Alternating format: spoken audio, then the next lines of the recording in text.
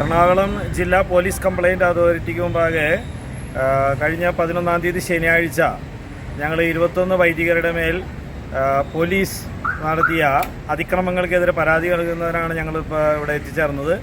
ഞങ്ങൾ 21 പേരുടെയും പരാതികൾ ഞങ്ങൾ സമർപ്പിച്ചു കഴിഞ്ഞു. ഇതിൽ ഈ പോലീസ് ആരെയാണ് അനുസരിച്ചിരിക്കുന്നത്? പോലീസ് ഇന്ത്യൻ ഭരണഘടന അനുശാസിക്കുന്ന രീതിയിലാണോ പോലീസ് പ്രവർത്തിക്കുന്നത്, അതോ മത നേതാക്കന്മാർ പറയുന്നത് അനുസരിക്കുന്ന പോലീസാണോ ഇവിടെയുള്ളത്? ഇതാണ് ഞങ്ങളുടെ കംപ്ലയിൻറ്റിൻ്റെ ഒരു അടിത്തറയായിട്ട്, ഒരു അന്തർധാരിയായിട്ട് കിടക്കുന്ന ഒരു ചോദ്യം അതാണ്. അതുകൊണ്ട് ഞങ്ങളുടെ മേൽ ഇങ്ങനെ അതിക്രമം നടത്താൻ അവർക്ക് ആരാണ് അധികാരം നൽകിയത്? ഇന്ത്യൻ ഭരണഘടന അനുസരിച്ച് ഞങ്ങളെ അറസ്റ്റ് ചെയ്യാൻ നിങ്ങൾക്ക് വാറൻ്റ് ഉണ്ടോ, രേഖകളുണ്ടോ എന്ന് ഞങ്ങൾ ചോദിച്ചു. അതൊന്നും അവർ തരാൻ തയ്യാറായില്ല.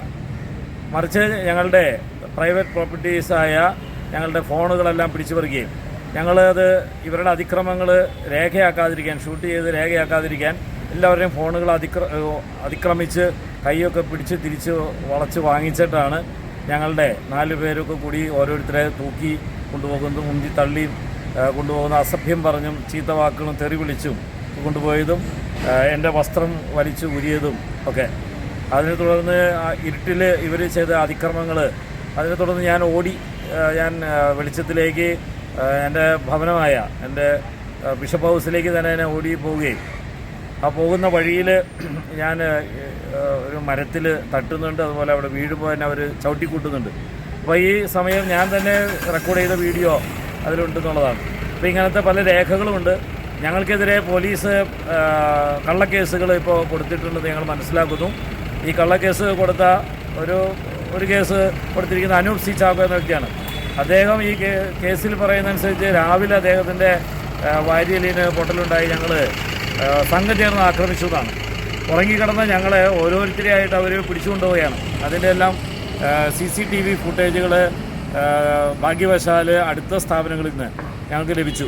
പക്ഷേ ഈ ബിഷപ്പ് ഹൗസിൽ താമസിച്ചിരുന്ന ഈ ക്രിമിനലായിട്ടുള്ള കൂലിയാംഗങ്ങൾ, ഈ അതിക്രമങ്ങൾക്ക് ശുപാർശ ചെയ്തവർ, അവർ CCTV എല്ലാം ഓഫ് ചെയ്തു എന്നാണ് ഞങ്ങളിപ്പോൾ മനസ്സിലാക്കുന്നത്. അതുകൊണ്ട് ബിഷപ്പ് ഹൗസിലെ CCTVകളൊന്നും ലഭ്യമല്ല.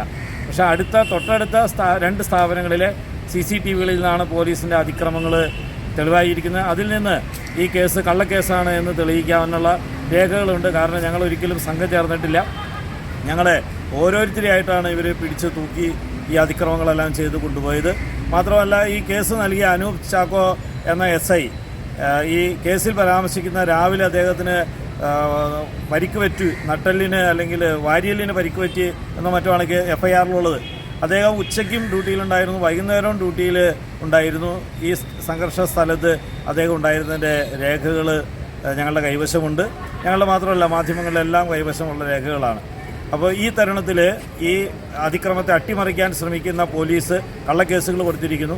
ഈ സാഹചര്യത്തിലാണ് ഞങ്ങൾ പോലീസ് കംപ്ലയിൻറ്റ് അതോറിറ്റിയുടെ മുമ്പാകെ 21 വൈദികരും 21 പരാതികളായിട്ട് ഇപ്പോൾ രജിസ്റ്റർ ചെയ്തിരിക്കുക. അടുത്ത സിറ്റിംഗ് ഉടനെ ഫെബ്രുവരി മാസത്തിലുണ്ടാകും എന്നാണ് പ്രതീക്ഷ അദ്ദേഹം ഞങ്ങൾ പരാതി സ്വീകരിച്ച് ഞങ്ങൾക്ക് റെസിപ്റ്റ് തന്നപ്പോൾ പറഞ്ഞിരിക്കുക. ഞങ്ങൾക്ക് ഈ ഭരണ സംവിധാനത്തിൽ, ഈ ജുഡീഷ്യറിയുടെ ഈ അന്വേഷണ സംവിധാനത്തിൽ ഞങ്ങൾക്ക് വിശ്വാസമുണ്ട്. ഞങ്ങൾ പ്രതീക്ഷയോടെ ഞങ്ങൾക്ക് നീതി ലഭിക്കുമെന്ന് ഞങ്ങൾ പ്രതീക്ഷിക്കുന്നു. പോലീസ് ആരെയാണ് അനുസരിക്കുന്നത്? ഇന്ത്യൻ ഭരണഘടനയാണോ അതോ നേതൃത്വത്തെയാണോ? ആ ചോദ്യം ഇപ്പോഴും അവശേഷിക്കുന്നു.